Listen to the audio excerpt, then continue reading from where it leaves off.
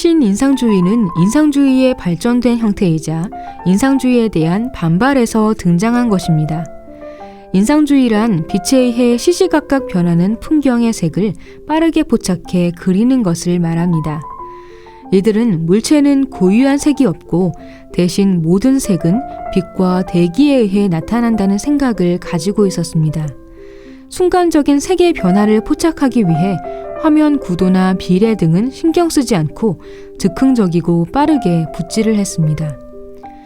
반면 조르주 쇠라로 대표되는 신인상주의는 물체의 고유한 색을 인정하면서 그 고유색이 빛에 의해 어떻게 달라져 나타나는지 과학적으로 분석한 후 색채를 사용했습니다. 자신이 연구한 과학적이고 체계적인 색채 이론을 회화에 반영하기 위해 쇠라가 생각한 방법이 점묘법이었습니다.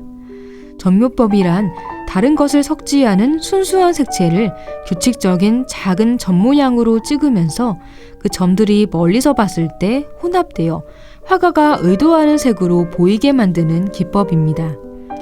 색을 섞지 않고 점을 찍어 표현하기 때문에 색이 섞여질수록 탁해지는 현상은 막고 밝은 빛의 기운을 표현할 수 있었습니다.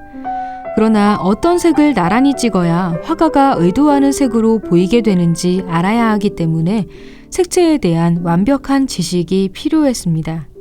조르주 쇠라가 자신이 만든 점묘법으로 완성한 최초의 대작이 아스니에르에서의 물놀이입니다. 다만 초기 작품이기 때문에 모든 부분을 점묘법으로 표현한 것은 아닙니다. 그렇지만 풀밭 부분을 주황색과 노란색, 초록색 등을 번갈아 가면서 점을 찍는 방법으로 그려 질감을 잘 표현한 것이 돋보입니다.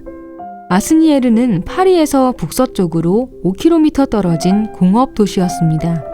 쇠라는 따뜻한 햇볕이 내리쬐는 센 강가에서 휴식을 취하고 있는 평범한 공장 노동자들을 그렸습니다. 배경 저 멀리에 강을 가로지르는 다리와 굴뚝에서 연기가 솟아오르는 공장들이 보입니다. 그림 오른쪽에는 쇠라의 가장 유명한 작품이자 완전한 점묘법으로 완성한 작품 그랑자트 섬의 일요일 오후의 배경이 되는 그랑자트 섬이 보입니다.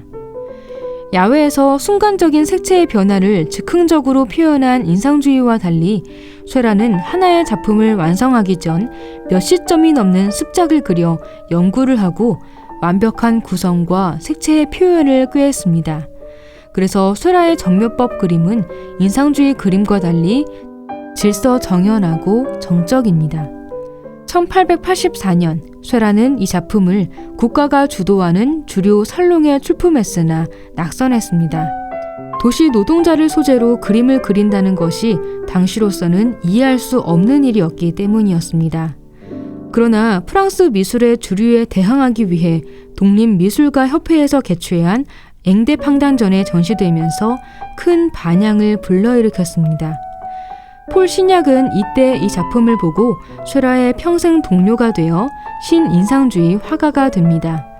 또한 이 작품을 구입한 비평가 펠릭스 페네옹은 쇠라의 작품을 가리켜 신인상주의라는 말을 만들어냈습니다. 페네옹은 인상주의 기법은 본능적이고 순간적인데 반해 신인상주의는 세심하고 영구적이다 라고 두 회화의 차이를 표현했습니다.